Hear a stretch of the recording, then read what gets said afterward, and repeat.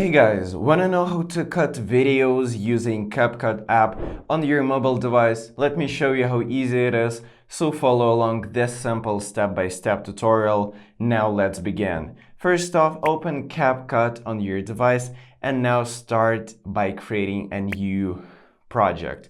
So now select the media that you want to use for this video and then click on the add option at the bottom right.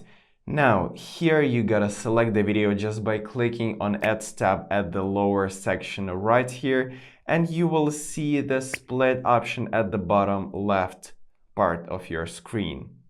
So now all you have to do is just scroll to the part of the video that you want to cut and just click on the split option. Now this action will split up one video in the two parts.